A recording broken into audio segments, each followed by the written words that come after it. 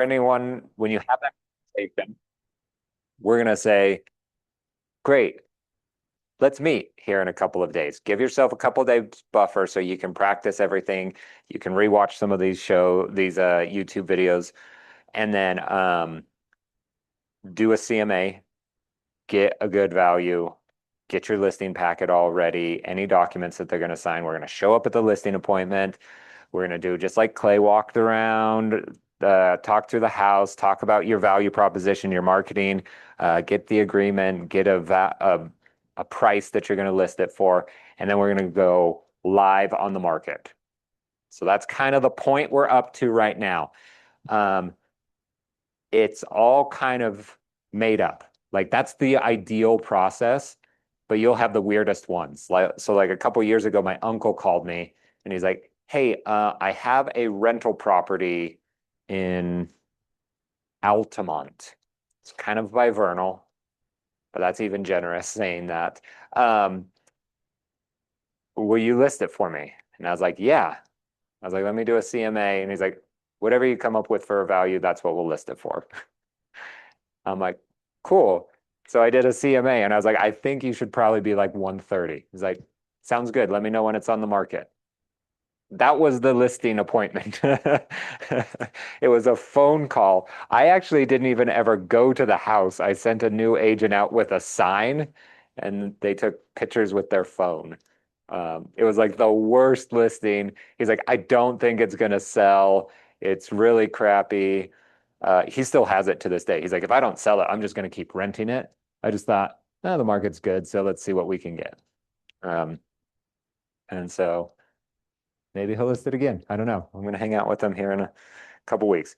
So, so let's talk about like the ideal like go to market strategy first. So you take a listing. You are in a listing appointment and they say yes.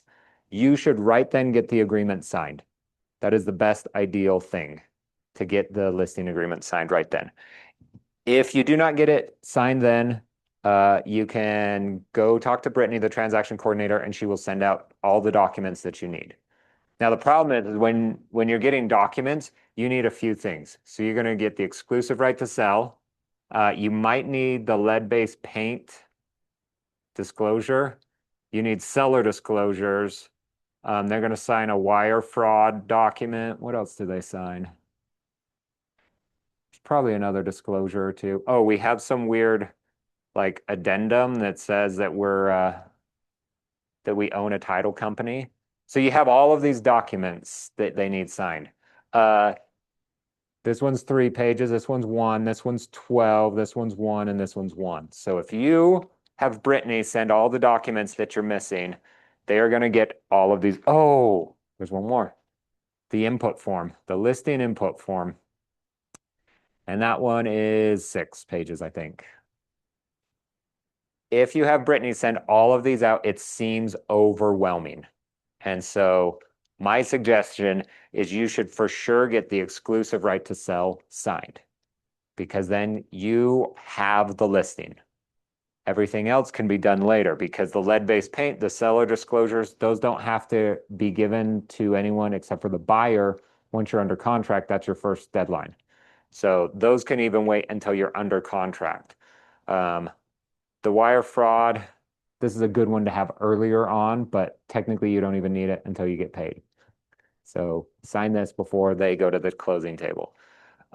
Same with this addendum. The listing input, this is when it goes live.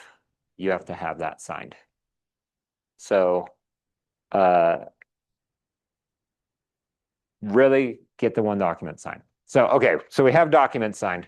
Where'd my eraser go? We have at least the exclusive right to sell. I want to draw a timeline out here for us. So you go on the appointment and you get the exclusive right to sell. We are going to have some like prep period where they're getting like their listing ready. You know, like no one ever has like the perfectly clean house. You like walk in and you're like, this is a model home. I've had that happen one time. I was literally like opening cupboard doors And it was a really good friend of mine. Well, when I say really good friend, we were really good friends in high school. I knew both her and her husband, but from like different points of my life. So they like happened to marry each other. I'm like, this is cool. Anyway, their house was the cleanest house that I've ever seen in my entire life. Like no dust. Everything had a spot. They said, sorry, the basement's unfinished and messy. And I walked down and there was like literally like spots for everything. There was like a taped section for Christmas stuff. Like it was so clean. So I'm literally opening doors trying to figure out like, where's your mess? Uh, it ended up being in they had a cupboard of Tupperware that was just kind of thrown in there and was like, found it. Okay. So anyway, there's always some sort of prep, like if you're like, ooh, you have all these dings, do a little bit of painting, clean this up a little bit. Let's declutter, de-junk, whatever we need to do. So we're going to do some sort of prep. Then we have the photos that need to happen at some point. There's usually about like a 1 day period, maybe two, until we get them back. In this period, that is when I like to have the sign go in. Then, when you have the photos and the sign, you are going to go live. My ideal time is to go live on Thursday or Wednesday or Tuesday or Friday in that order. I don't like any other days. So statistically, the best day to go live is Thursday, then Wednesday. I'm okay with Tuesdays and Fridays, but Friday gives you the least amount of time to market for your open house. Tuesday's almost too long to market for an open house. So that's why I really like Thursday and Wednesday. And more people tend to look at the MLS on those days. So it works perfect for us. So then we go live. Uh, there is this new thing that I don't know a lot about yet, but I'm very excited for it. When you have this exclusive right to sell, oh, maybe you guys know this answer. This is not the thing I don't know, but I actually don't know this. How many days do you have to get it on the market once you get an exclusive right to sell signed? Do you know? A test question? I feel like that should be a test question. Out of all of the things they make you guys answer in the test, it's not when you get an agreement, how long do you have? It's really short. It's like 2 or 3 days. Yeah. Like I think it says 72 hours. I don't know. It's probably in the exclusive right to sell. We're not going to listen to that. We are going to have Brittany have an addendum signed so that we are working on our timeline and not this rush timeline. So there's two ways that we can solve this. It's either get Brittany to sign something with the client saying we're going to go live whenever we feel like it. Or the second thing is we are going to put it as an active no-show. So what this does is the MLS has this rule for us that says if we take a listing, it has to be on the MLS. So we can't just like, if I had a listing, I can't like sign an agreement and then just start going around to you guys like, hey, I got this listing. Do you want to see it? And not ever put it on the MLS. If the MLS finds out about that, they fine you, it's $200. So don't do that. But if you put it in active no-show, or if you get an agreement saying we're not going on the MLS until we feel like it, like Dean used to say, until we have professional photos that have been approved by me and the seller. He used to have like an addendum. I don't know what he does now. But so we can put it as active no-show. What this means is the public can't see it. Like it doesn't get dispersed out to the public, but we satisfy this requirement of being on the MLS. No one can show it. You don't even have to have photos or anything like that. But then what we're going to do is we can actually market the home. We have two ways that we can market it. One of them for sure is going. The other one I know is either coming or is started. The first one, it's called Final Offer. So this is a service that the brokerage is actually paying for every single month. And so you get it for free, but you can put your house out there and start sending it to other people here in the brokerage.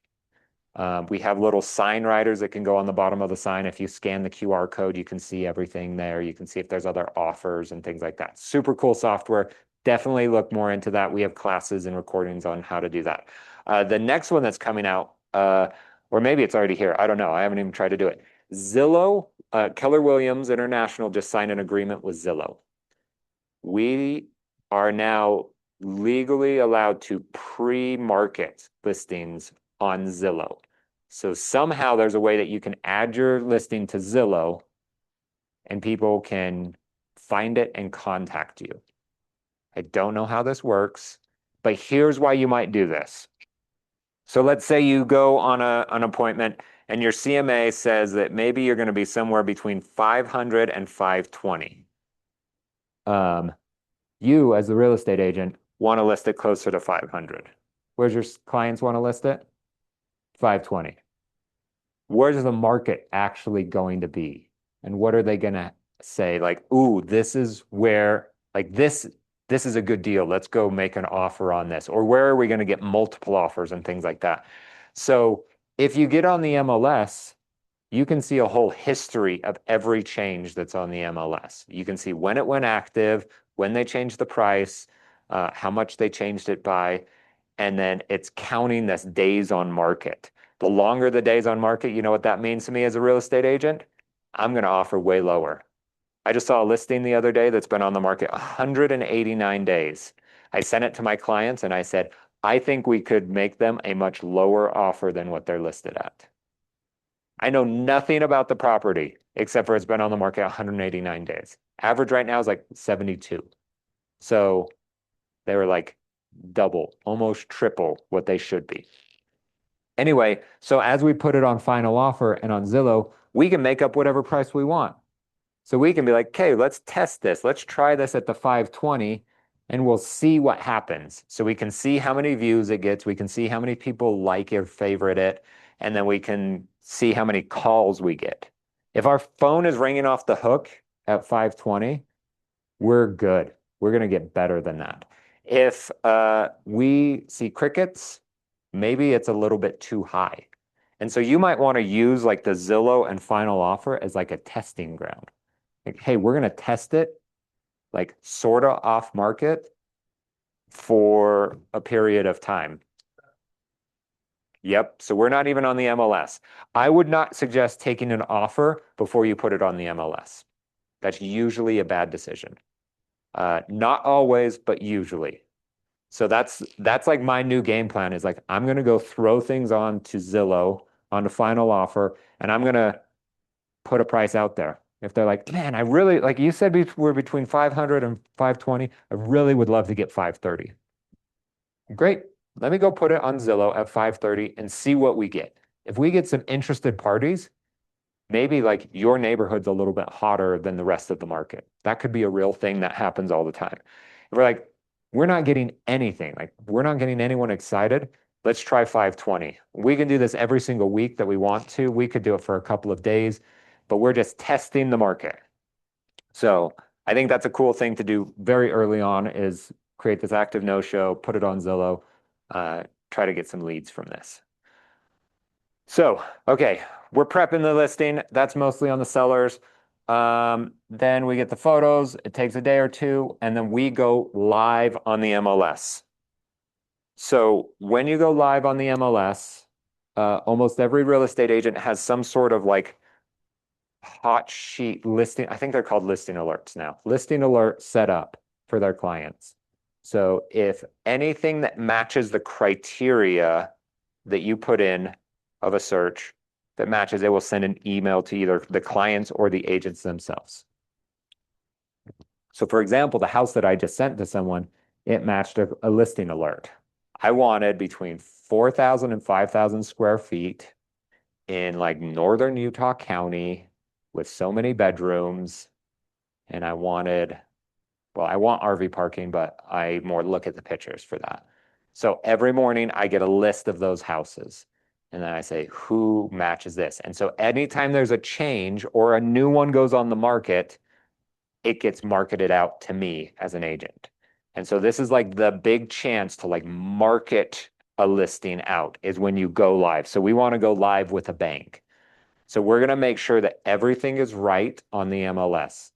We're going to judge a couple of listings here in a second to see how everyone else does, to help you get better.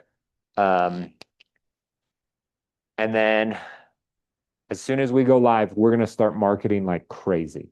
The more marketing you can do, the better off you are. So the secret that we don't want to tell sellers, but what every agent seems to know, is the best way to sell a house is to put it on the MLS, because all of us agents look on the MLS. The MLS syndicates out with every single website. So buyers, when they're looking at websites, they don't realize it. They're just looking at houses that are already on the MLS. So the MLS is how you sell houses, but we want to sell the house and we want to find our next closings. Like imagine if every time you took a listing, you helped the sellers buy a house and you also found another client to work with. So one listing actually turns into 3 closings. And so then like how easy would it be to be like, I'm just going to go grind to find a listing, because I know if I get one listing, then I'm going to help them buy a house and I'm going to find another buyer that's going to buy a house that maybe even has a house to sell. Like average commission of $12,000. If you get one listing, you're actually getting 3 of those commissions. So 13 or $36,000 because you took a listing. Way worth it if you're like, I'm going to go door knock or I'm going to call FSBOs or expire. It's like you're going to try hard. So then we're going to market like crazy. You might do an open house, multiple open houses. We're going to talk about a whole game plan. So here's the thing that I want to sear into your brains. Selling a house is a sort of stressful process, right? Has anyone ever sold their own houses?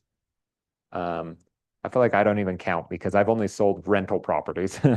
I move out of a house, I rent it for a while, then I'm like, oh, I'm going to sell this to go buy something else. So I've never lived in a house while I'm selling it. But I have 5 children, so I could only imagine what it would be like to try to keep my house clean and show ready, because at any moment, an agent could reach out and request a showing. By the way, how that works is aligned showings. You just set your clients up to receive a text message when someone wants to show the house. They just reply yes or no, and it's set. So it's so easy. So, yep. Yeah, you'll go on, and I'll even show you as we're judging listings. You just literally click a button, say, I want to show it this time. And then you're showing a house. And so like at any moment, your sellers could have a request for a showing.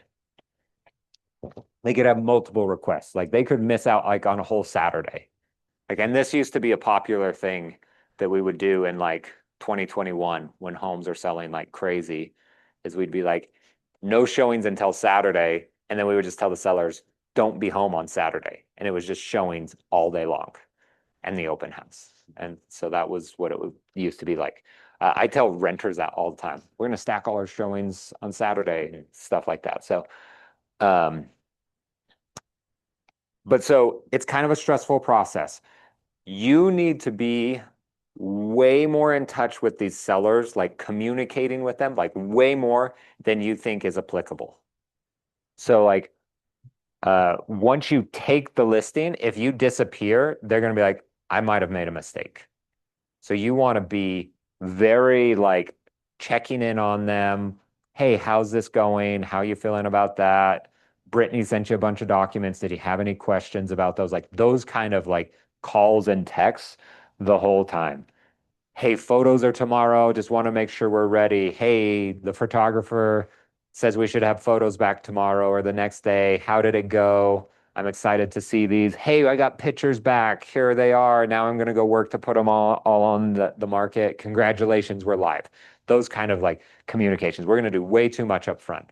Then once we're live, you have to talk to your sellers every single week. I don't care what the scenario is. Don't let a week pass without talking to them. If they're like, I don't want to talk to you every week, you're going to send them an email every week. But most sellers want a lot of information, and so you're going to be reaching out to them often. I don't care how many times you talk to them in a week. I always like to end my Friday with like a quick little like debrief. Like, hey, we're just wrapping up the week. Just wanted to chat. here's what happened, or here's what I'm going to do, or here's what I think we should do, type of an idea. So what those conversations look like um, is I'll go over anything that happened that week, showings, any phone calls that I got, any conversations that I had, any extra marketing that I did for any reason, and just kind of give them a debrief of everything that's going on.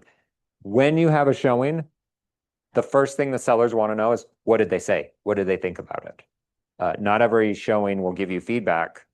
And even if you reach out to them, they might not give you good, useful feedback.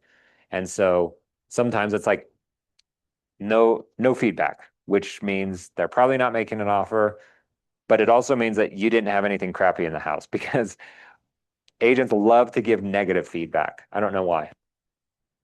The last feedback I gave is someone said that there was a two bathrooms in this house. We were walking all around the house. We could only find one bathroom. I'm like, what the freak is wrong? We opened up the linen closet, like in the hallway, and there was a sink in the closet. I'm like, that's not a bathroom. Boom, feedback. You're lying. That's not a bathroom. So happy to tell them that. So usually feedback is typically negative, and the positive feedback usually doesn't come. The middle of the road feedback doesn't really help you. So like no feedback is usually more of a positive thing than a negative thing. But they want to know, like, how did that showing go? And so I always let my sellers know. I'm going to ask every single person that came through, which is an automatic system that just align showings. We'll just ask. Some people will also text agents as well to get additional feedback. But I'll ask everyone. If I hear of anything, I'm going to send it to you directly. Like I'm not going to sugarcoat it or filter it or anything. And then I'll give them some, like, someone's like, their decorations were so ugly, it ruined everything. Like I'm literally copy pasting and saying, sounds like they don't like your style, but I don't think we're wrong. Or sometimes I'm like, hey, everyone's saying the same thing. You have bad taste. Um, and using other agents as the person that's mean to give that update. So always give all of the updates. If anyone's calling, sign calls, anything like that, I want to tell them all of that. I want to make sure they know that I'm working. Seller's biggest complaint, uh, it was like for like a decade, it was like their biggest complaint is they felt like they didn't hear from their agent. And then we started to sell houses too fast, and that complaint went away. And then I haven't heard of like the latest complaints from sellers, but I'm pretty sure it's back because 72 days on market, like what are you doing what you've been doing for the last 70 days to get my house sold? That's what they want to know. So we're going to debrief, tell them anything, and then we're going to tell them any ideas or plans or things that we have coming up, right? This could be like, we have an open house tomorrow. I'll let you know how it goes. Or I'm going to present your listing in team meeting to a whole bunch of agents.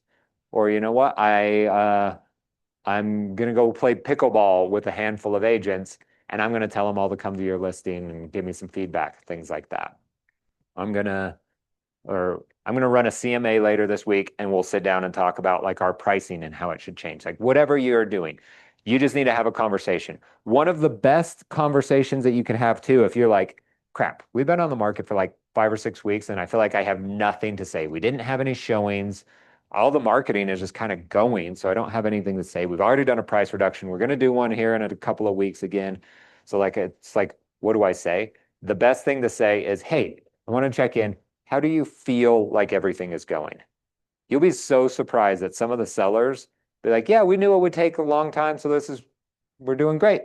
Happy, you are awesome. And then other times people will be like, you know what? I don't know why you're not doing this thing. And that thing might be like an oh duh moment that you just didn't realize.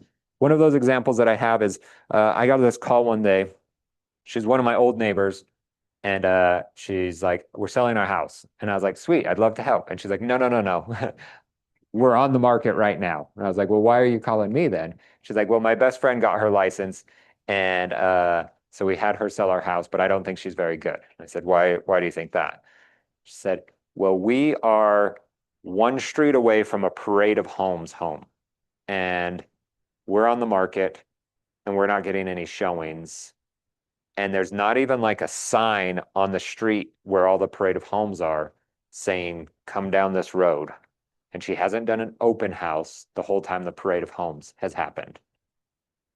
And so I'm a good, nice person and ethical. So what I wanted to say was, you should fire your agent and hire me. But what I did said is, you should call your agent and talk to her. If you feel like it's not going to go well, uh, and you want to have someone else list it or want me to help out, call me back. Anyway, she called her friend. Her friend's like, I didn't even realize that Parade of Homes was the street away from you. I would love to get a sign. Boom, put a sign, did an open house that weekend. They got some showing. She got an offer. She sold their house. She was so happy. If that agent, or if I wouldn't have been nice to her, uh, and that agent wouldn't have had this how do you feel conversation, like this would have festered. But like she didn't even know that the Parade of Homes was a street away. And so this close, this close. 1.5 million is what it sold for. Ah, dang it. Dang it. That's a lot of commission. Should stop being a nice guy. Should have said things like, sounds like your agent's awful.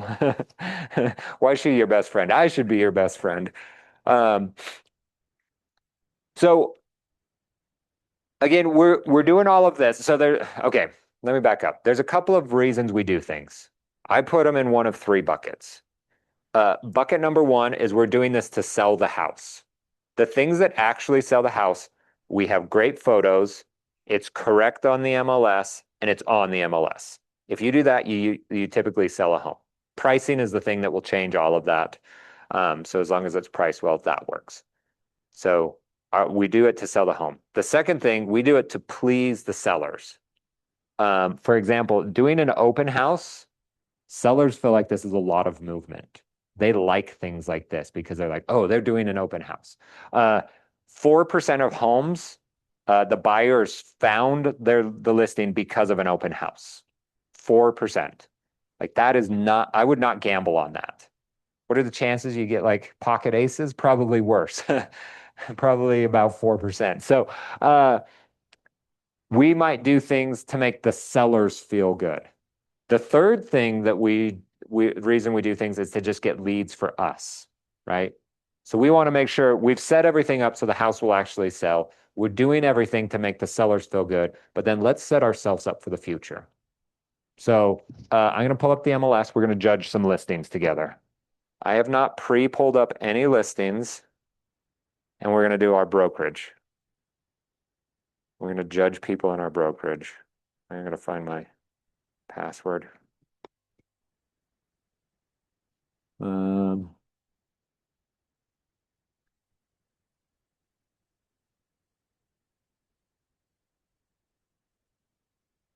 Guess not. Don't type in my username in the URL bar. Is this the MLS? This is the MLS.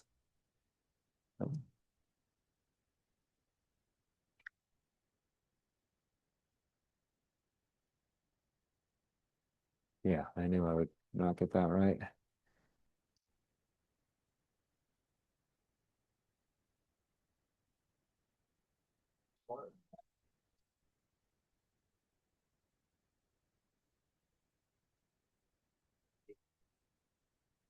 They do have their own MLSs, but it's something like a quarter to half of their listings are also on our MLS. So if you like want to show homes in St. George or sell a house in St. George, you still can, and you probably will be just fine.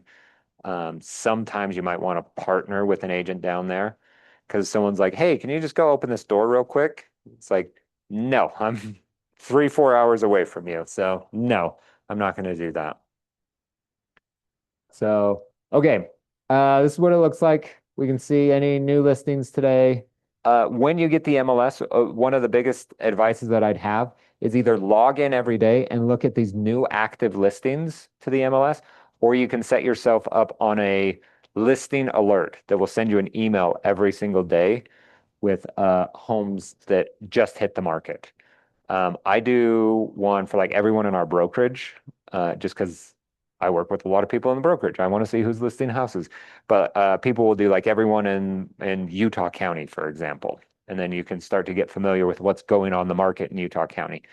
You could also do one for what went under contract. So you could say like, okay, what's working? Where are houses selling? So you can start to get better. And then I just have an email get sent to me every day at 8 a.m. with anything that I care about. I do it with like my neighborhood, anything around my rental properties that are affecting the value, things like that. So we're just going to do a full search here. And I'm just going to choose active listings and scroll way to the bottom. And we're going to do our office.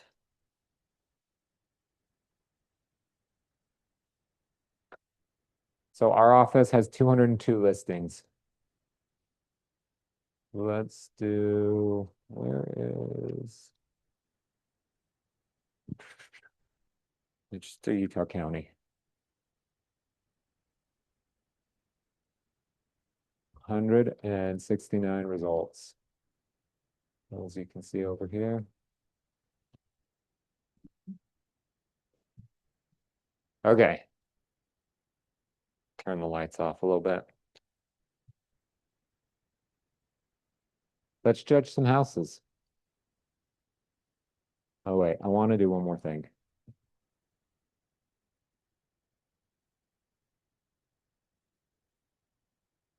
Construction status. Built standing. Okay, 79. I don't want to do new construction. We're not doing that. All right, which one do you guys want to judge first? Let's see. Oh. Scroll the. Do some nicer somethings. Ooh, how about this Eagle Mountain one? It looks nice, right? I'd like to market this house. Eagle Mountain.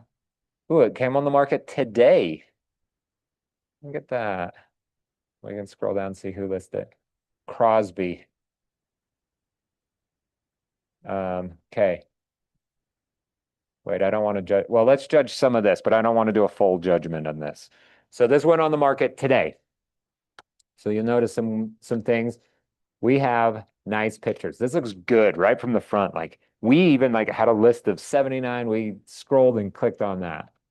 I believe that photos should be in order of logic. So you go outside, then you go to your front room, then you go to like how would you walk through this house type of an idea. So boom, this is the entryway. Then we got the living room. So she's doing really well with kind of the layout, which should go to the kitchen next. I imagine after the kitchen, if you have a bathroom on the main level, do that, but then go to the master bedroom. Kind of an idea. So, oh, bathroom. And then we're up to bedrooms. These look like kids' bedrooms. Now we have these weird out of order because I'm like, these are like the last. Like that's what you see last.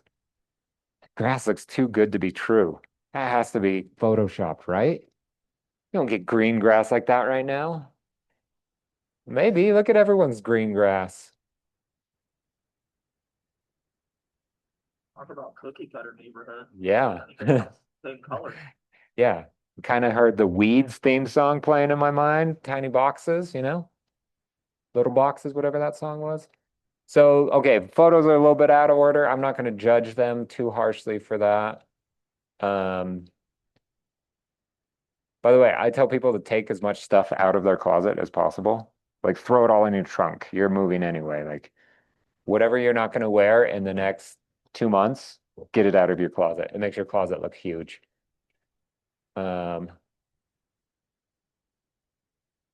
Unfinished basement, nice little deck.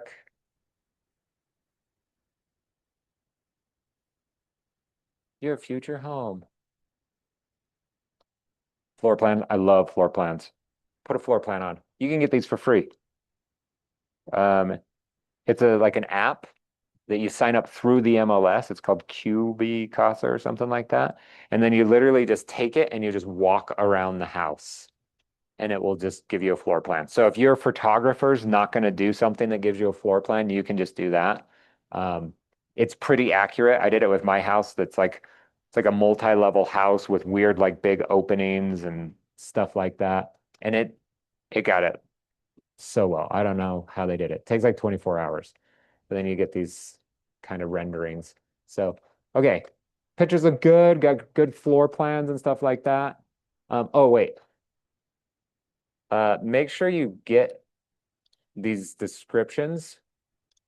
A lot of them are AI now, but make sure they're right, and not dumb. Because like view of front of house with board and batten siding, so siding in a garage and concrete driveway. Like, I don't know, that one's fine, but do you need to know that there's a concrete driveway? What other kind of driveways do you have? Like it's Eagle Mountain, everyone's got a concrete driveway. Um, we want to fill in as much information as possible. So right here, I can already see a problem. So we know the bedrooms and which floor they're on.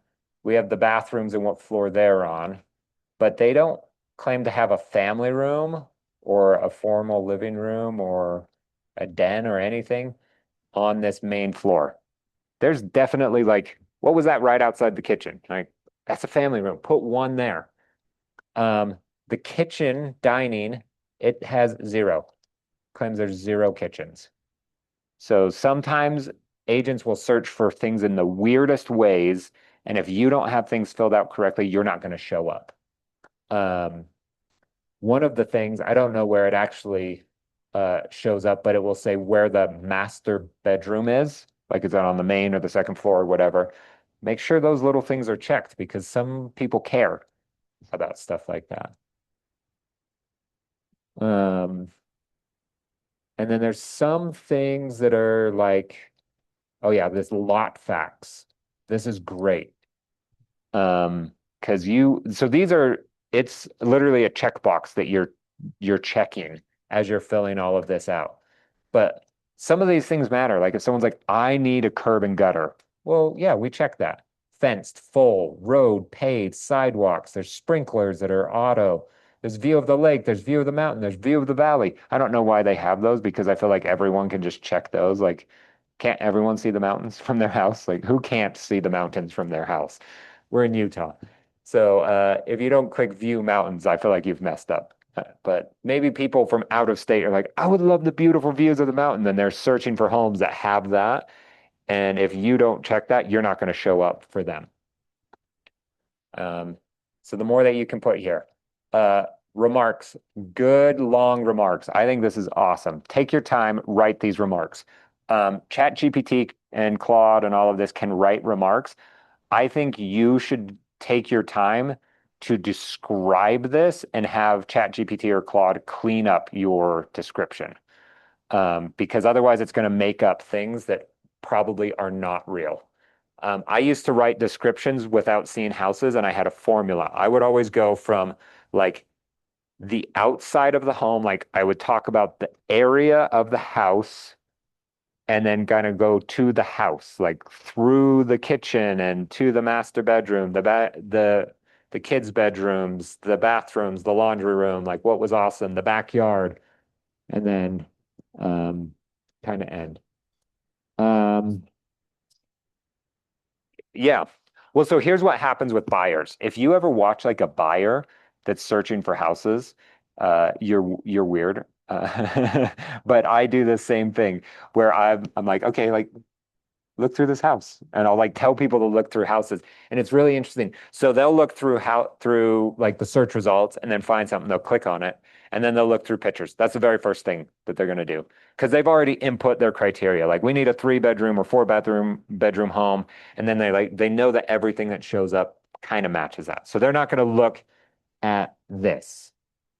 Like they don't really care. They're like, it kind of works. They're going to go straight to the pictures and they're going to just click through like this.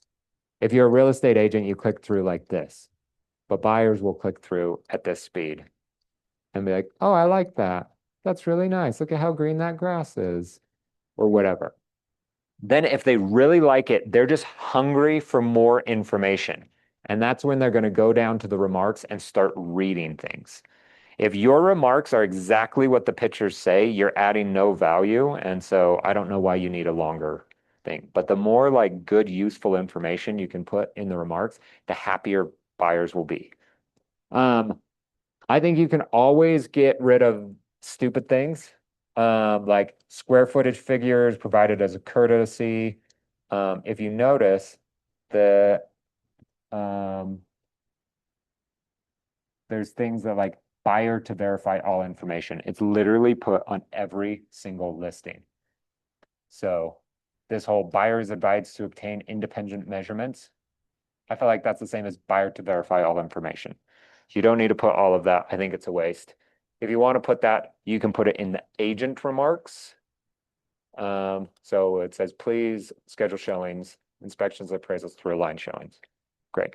If you want to put anything extra. I always like if they have an HOA. Ooh, this one does not have an HOA.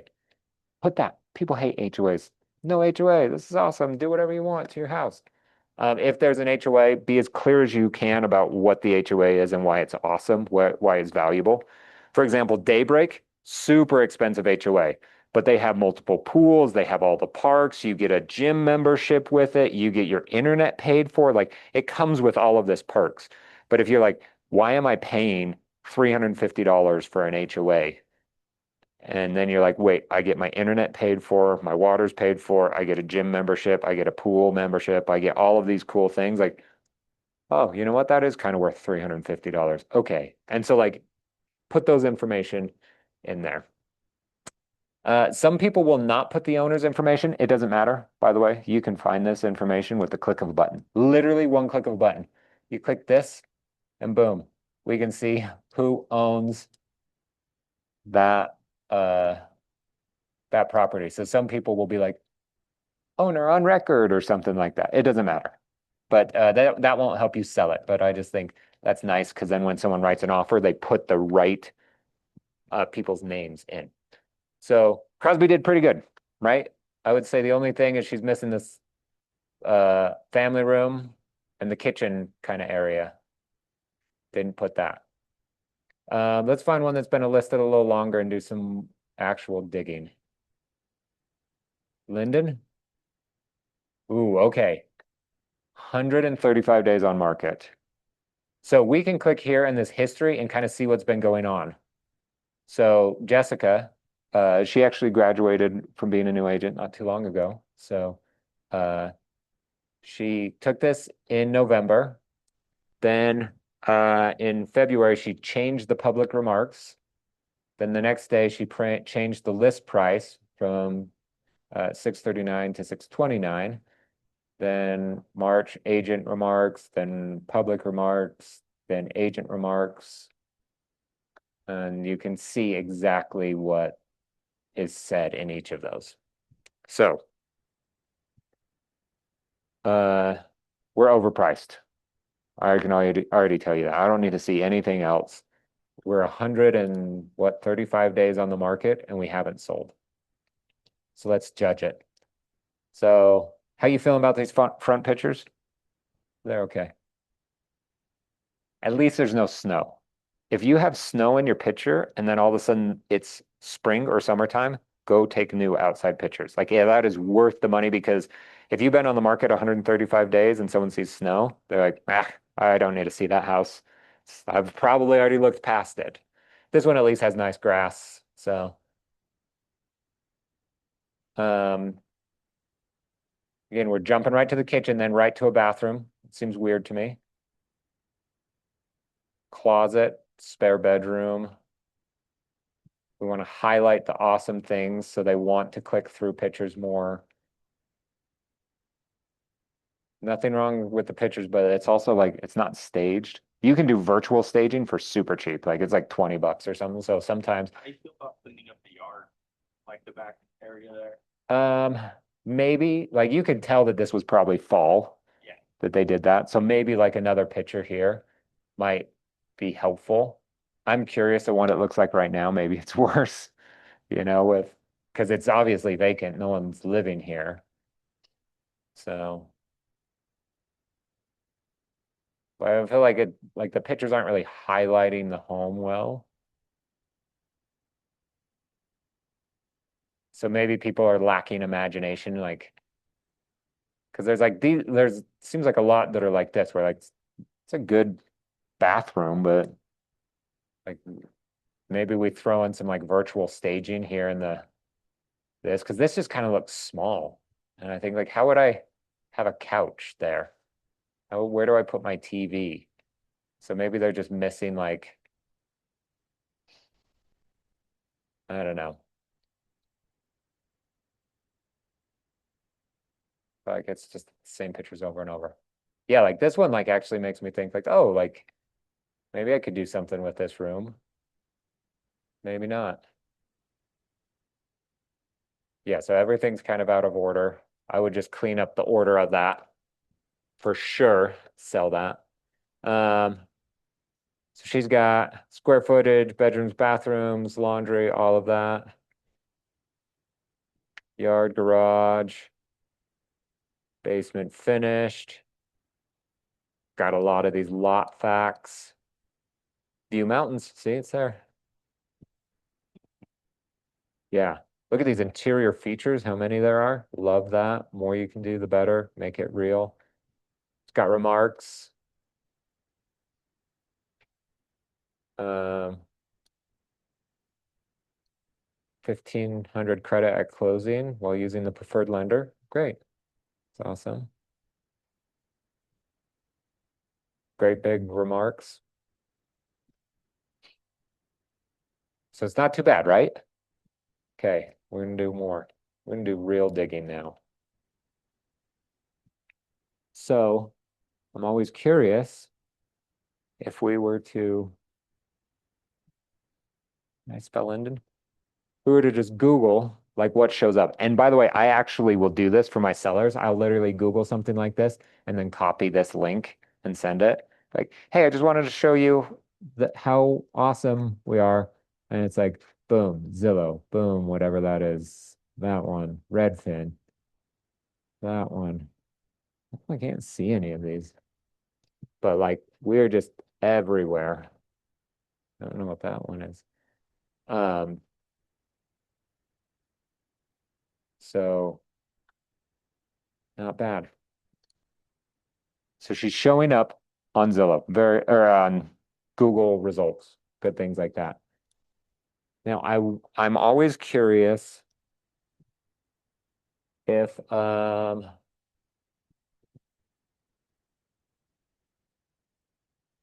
are the chances we can find it or not find it? Um, how many beds did this one have? 5. So in Linden, the only thing that's showing up is uh this Ivory Homes, which I bet is just an ad. So like she's not marketing on KSL. Do people still look at KSL for houses? I don't know. But she's not. So uh that's something. Oh, do I have to sign into Facebook?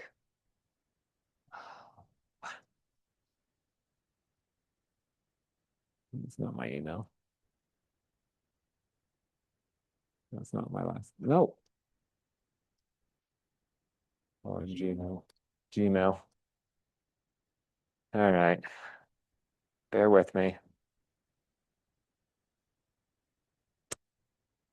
Passwords. My wife is like, how do you not know any of your passwords? I'm like, I just have something make it up for me. Hmm.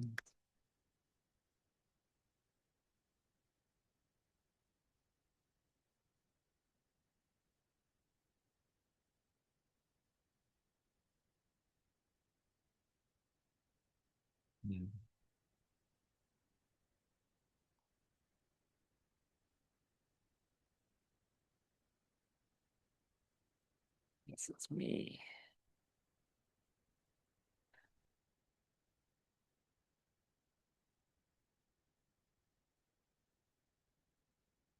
Okay. I don't know what I just blocked. Um, Marketplace. Gosh, I'm gonna have to come over here.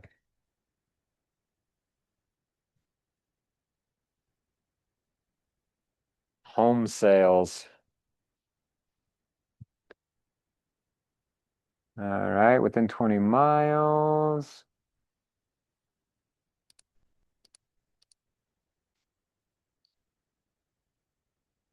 Those are all dumb. What are we listed at? 629. Let's just do 625 just in case. To 635. What?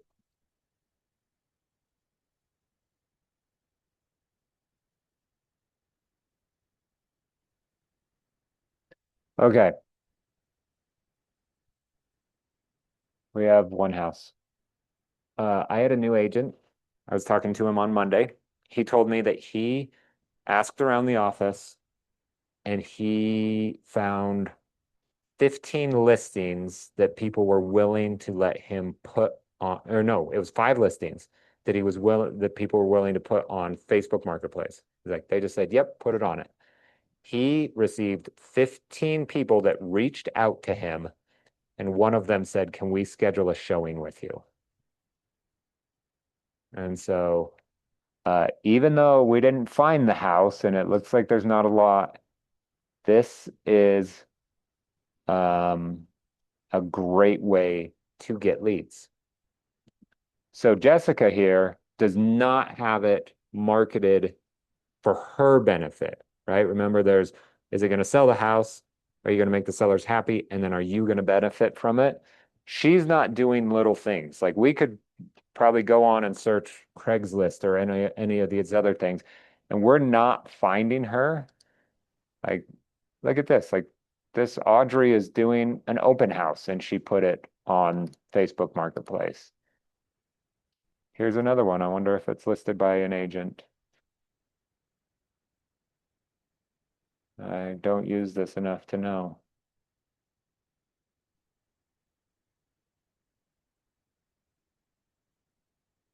So James, this might be his own house. And if we were to judge his house, like, why is this a picture that he's putting on there? I don't know what this even shows. Like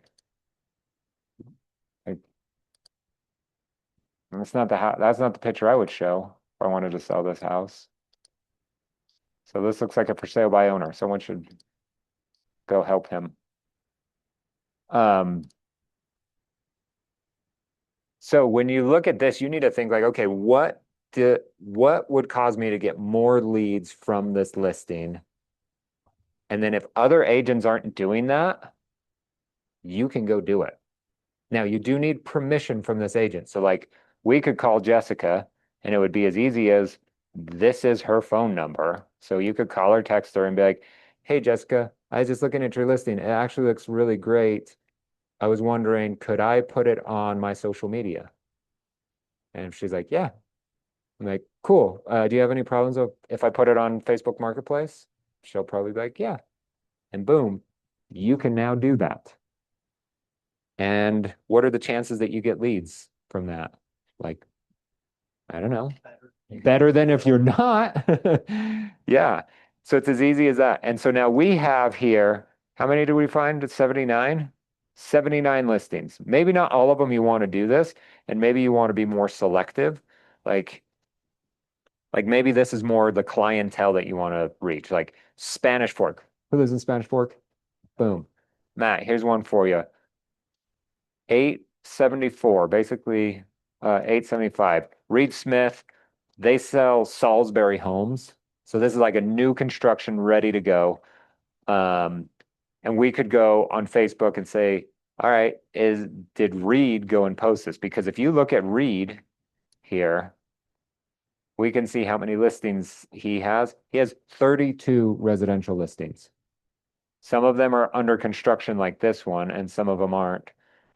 And so what are the chances that Reed does a good job on Facebook Marketplace? I don't think he is, unless he has an assistant that does that for him. But look at all of these listings that we could potentially be like, hey, Reed, um, I love posting things to Facebook Marketplace to find buyers. Would you be okay if I did that with your finished listings and tried to bring you a buyer? The only reason I would ever say no to a request like that is if I am already doing it and I feel like I want some exclusivity. So for example, like KSL, I want to be the only person that posts on KSL. I don't want other agents posting my same listings there. Facebook Marketplace, supposedly you can post the same listing multiple times. And I would only let someone do that after I have posted it and it's been a few weeks. And then that's something I could tell my sellers like, hey, I posted this on Facebook Marketplace. I didn't get a lot of bites. So I'm actually having other agents in my network do some marketing for me, and they're all posting it on their pages. Because when you post it, it shows up on your feed like, hey, Matt's selling this house. And it looks like you're selling the house. You look cool to your friends. And so now they're all of a sudden like, oh, look at this. They're selling all of these houses. Like they must be doing great. It's like Reed, you're like, dang, Reed, 32 listings, you're crushing it. He works for a builder and the builder has a whole bunch of listings. He just happens to be the name on 32 of them. 28 recent sales. He's not getting 3% on all of those. He has a big split with the team.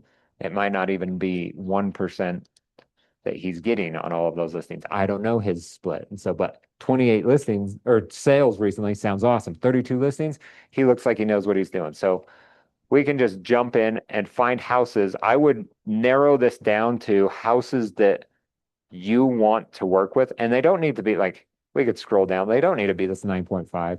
This one's not going to market as well. Like if you're buying a home and your budget is $10 million, you're probably not on Facebook Marketplace reaching out to the random agent that posted that. So that's probably not going to do as well as some of these like mid-tier homes. But like this $1 million home in Lehigh, could I see someone like clicking on this and potentially reaching out to you? 100%. That could be a real thing. So you could be like, hey, Mike, who Mike crushes it. He probably sells more real estate than anyone in the brokerage. You could be like, hey, Mike, I noticed this listing. Do you have a problem if I market this on my social media? And you could even schedule a showing to do some videos. Maybe you could steal some pictures. You'll notice it. Like his listing, doesn't this look so much better than the other ones that we had? I mean, it's $1 million. So if you're at 3%, that's 30 grand. Um, you can spend a little bit more, but this looks staged. This looks really nice. Everything about it. Got a kitchenette in the bedroom, like a studio apartment. That's cool. But yeah, you can see that it's staged because these rooms are empty. So like that just looks that much better in the pictures. Just looks clean and ready. Doesn't even have a yard yet, but that's a good looking listing in the pictures. So that's what you want your listings to look like. He mentions 2 bedrooms or 2 kitchens. Were they both on the same level? I don't know. Maybe they weren't. So yeah, ADU, the additional dwelling unit, all right there, approximately $1,000 of qualifying rental income. So you can make, this is a true, like, make $1,000. Maybe I want to buy this house. My payment got $1,000 cheaper because of this. It gets me that much more excited. So then you could go look at this house and be like, okay, is Mike doing a good job marketing it elsewhere? Because I know Mike has a lot of listings.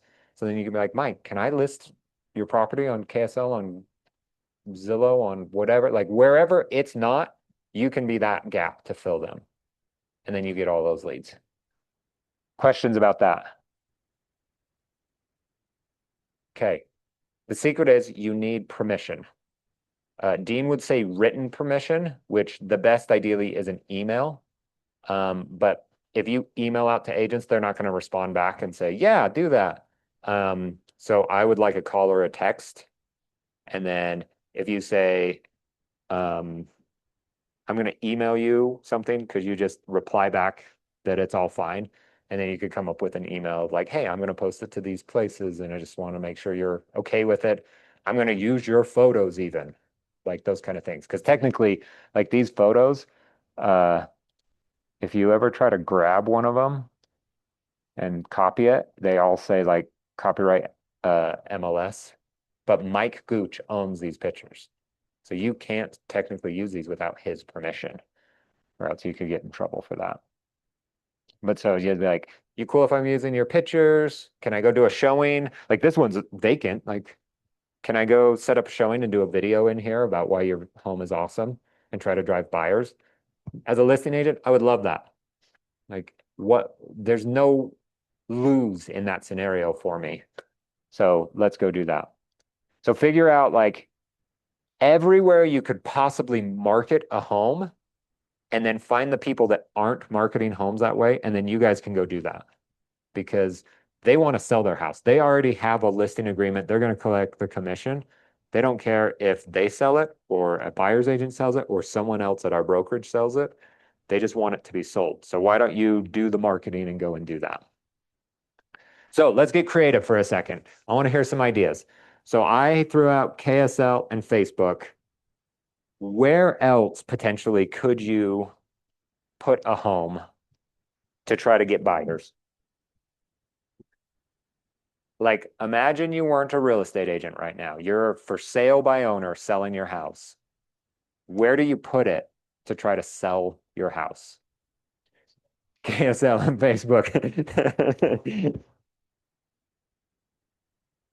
Uh, I mean, I know ever since I started like getting my real estate license, my Instagram and my like TikTok. So if you're the type of person that want to go make like videos, like you said, I think that's like a great way. Then you can put in the description, you know, the price, whatever, how to contact you for showings, things like that. Because I get tons of targeted ads now. Just Yep. because we all know how social media works. They know what we're into at certain times. I went golfing one time this year and my feed is full of golfing. Yeah. Like, dang it. So then I went golfing twice more. Yeah, put it on social media. Yeah, love it. Okay, where else? What else could you do? If you were going to sell your own house, knock doors. Yeah, Mike Gooch is not knocking doors. I don't know very much about Mike, but I know he's not going door to door around this house to try to sell it. If you're going to do that, actually, the very best homes to knock are the homes that just sold. Like you could go in the MLS and do a search for homes that sold in the last week at our brokerage and click through and see which had the fewest days on market and then go door knock around that. Be like, hey, my brokerage actually just sold a house down the street. You probably saw them. You could even grab their names off of the county records and know the names of the people. It was the Smiths that sold. We still have a bunch of buyers interested in the area. Have you ever thought of selling, or do you know anyone else in the area that might be interested in selling that I could set up with one of these buyers in the area? Boom. You're doing that. Love it. Door knock.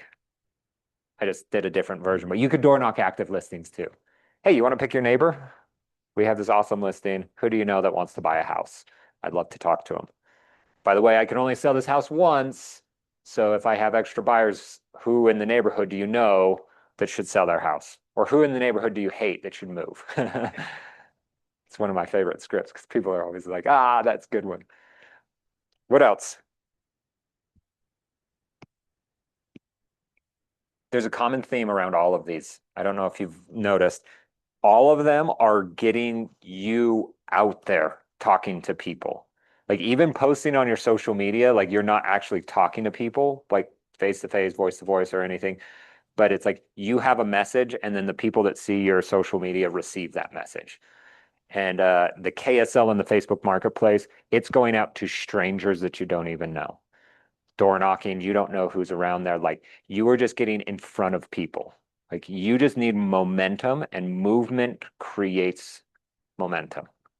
So that's what we're gonna go do. So Matt, you got your license. You can do this today. You other two, you need to come up with a game plan for when your license gets here. But think like, okay, one of the best ways to find business is through listings that you already have. If you don't have listings, how can you leverage the brokerage? Because we already just saw like Jessica, who is a good agent that's newer, that probably came to this exact class, is not doing all of the things. Could you go do some of those things for her? Mike, who's busy, who has all of this, could you go do some of these things for him? And it's only going to be a value add to them, and you're just going to get the leads. By the way, if you're doing open houses, like you'll notice like Clay Winder's trying to find someone to do his open house in Vineyard. This is like a $950,000 home, pretty new. Like it is a nice house. Like I don't know why no one's jumping on this. Like if I were doing an open house, that's the one I would do an open house on. Like it's just down the street. Super nice. When you do an open house, I don't know how most agents think, but I'm taking it as an invitation as you're just going to market it out there everywhere you possibly can. So as you do an open house, definitely post to your social media. Definitely tell your friends and family, put up signs, door knock. Like you're going to do all of those activities, even though it's like Clay's listing that he has. You're going to almost act as if it's your listing because you're just going to go get buyers, right? You don't care if that house sells. Like, great, Clay sells another house. But if you can go find a buyer, then you're going to be way better off.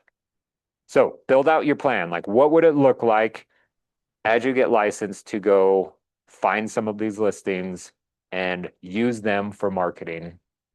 And Matt, I want you to do this today. Find a listing that you like and reach out to the agent and say, I want to do these certain marketing things. Are you okay if I do this? And then take some action. Deal? Questions, thoughts?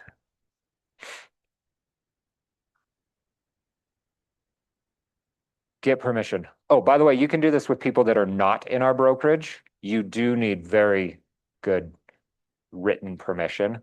And sometimes their broker would need to give that permission because technically, like, even though this is Mike's listing, it's really KW Westfield's listing, which means it's Dean's listing. Broker Dean technically owns this listing. If Mike leaves, Dean will release the listing to Mike to go to a different brokerage, kind of an idea. If these clients call and say, I want to cancel, Dean has given Mike the permission to cancel, but technically Dean could just be like, yep, you're canceled. And Mike could be like, what? Dean, you just canceled my listing. And he's like, my listing. So you might need permission from another broker if you're doing it outside the brokerage, but there's nothing wrong with that. So like, for example, if you're like, I'm going to own my neighborhood, and as you think that, someone installs a sign down the street from you, and you're like, stupid other agent. You could reach out to that agent and be like, hey, crazy story. I live in the same neighborhood, and I've been talking to a bunch of my neighbors about who they know that looks to buy. I'd love to do an open house for you. I'd love to do some marketing on this listing. Do you mind if I do some of this? And then you can do all of the same playbook. As you're marketing things, make sure to include your brokerage, right? Otherwise, it's a blind ad. So like Facebook, KSL, all of that, make sure you're putting your brokerage in there. Otherwise, you're going to get phone calls. People are like, hey, I see that you're selling your home. And you're like, nope. Like, blind ad. So do that. Any other warnings or things I have for you? I got nothing else. Okay, go crush this. This is one of the biggest opportunities that no one takes advantage of, but you guys can. Go find the listings that need additional marketing and help out. As a listing agent, I would love this. Like, imagine that you take a listing and you're like 3-4 weeks into it and you're just like, this isn't moving yet. What can I tell my sellers is going on? And if I'm like, oh, hey, all these agents from my brokerage are now going to market this, or I'm setting up like this day for agents to film social media. I have people coming over to do like videos. Like sellers will love that. So you just do that for agents. It'll be awesome. Okay.